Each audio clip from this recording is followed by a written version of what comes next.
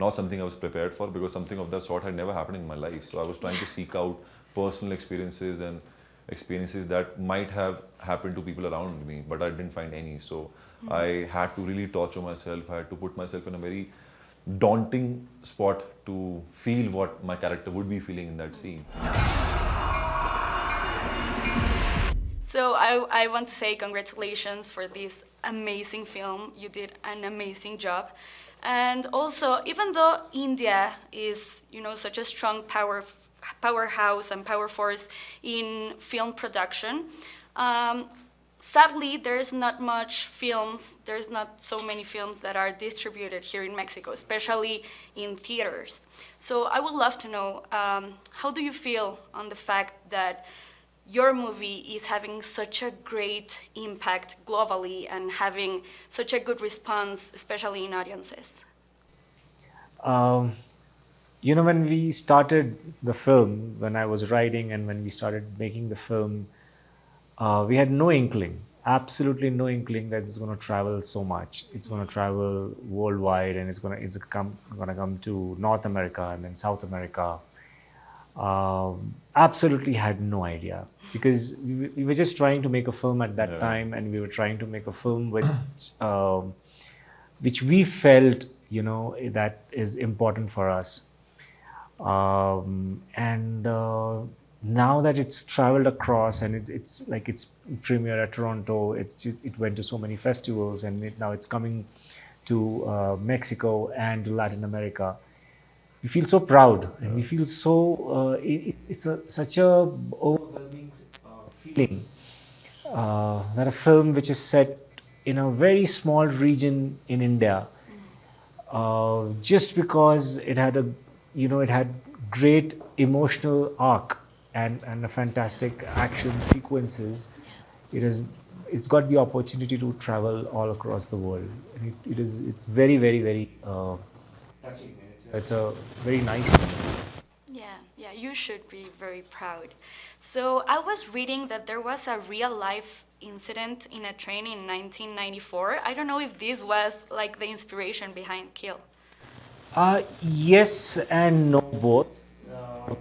So this was an incident in my life where I was traveling. I was a student, and I had to travel almost 2,000 kilometers 2-3 times a year from my home place to where I was studying, and so the journey would be around 36 to 40 hour long journey. So there were 2 nights and a day long journey.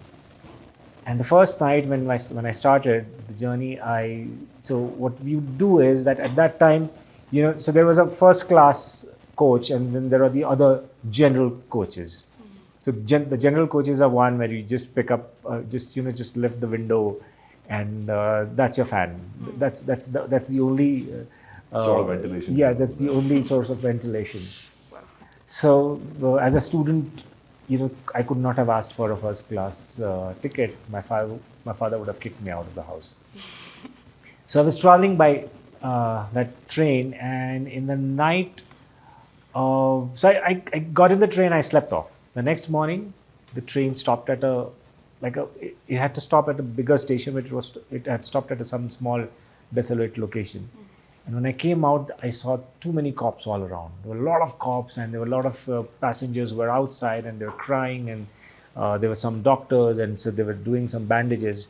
So got to know that the first class coach was robbed in the night by some 25-30 goons, and they'd beaten up the passengers, and they had looted them. And also at that time, that time was a wedding season. So a lot of people were carrying jewelry and cash. So they robbed them, and that incident stayed with me for a very long time. I mean, a few years back, I decided to write a story on that. Wow, that's amazing.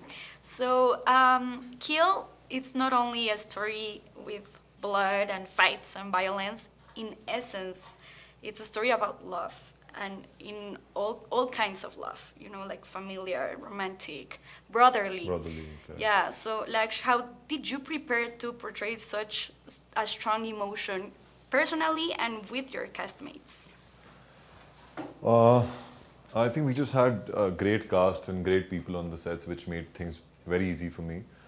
When I came on board, of course, like the physical aspect was a massive challenge for me because I had no idea about who these commandos are made of, what they're capable of doing.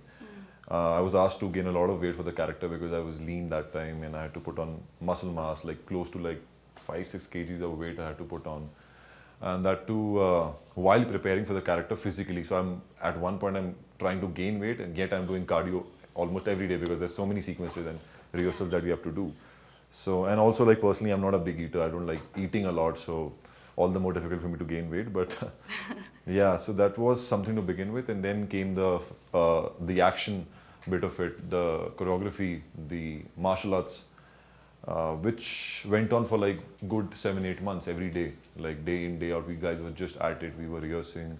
We were just trying to understand how this film is all about, what is the action that we're trying to conceive with this film. And we were very sure from the very beginning that we want to keep things very real. We want to keep things very plain and simple and not try to look cool or not try to create a statement while doing it.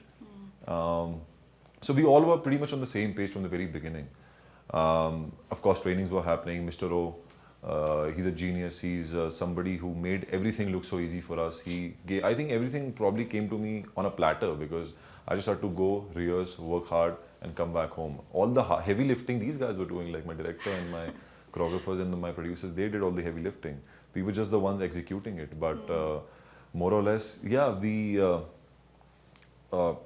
tried creating something, as you rightly said when you opened the interview. You said that how does it feel to be a part of something that is traveling all over the world, and we were just coming down the lift, and that's exactly what we were talking about. You know, that back home people like know us, like he's a very renowned director over there. I've worked in the television, so people know us. And when we travel abroad, we have come to Mexico. People are, before they call out a name, they call out our film's name. So this film has, in short, in some way has become our identification, which is next to, it is too good to be true. Like your work is getting recognized on such a massive global platform. It feels that we are part of something great, a part of a massive chain that is going to take place. Coming to the emotional aspect of it, how did I prepare for that? Most of it was in the script. Like most of it was just written down.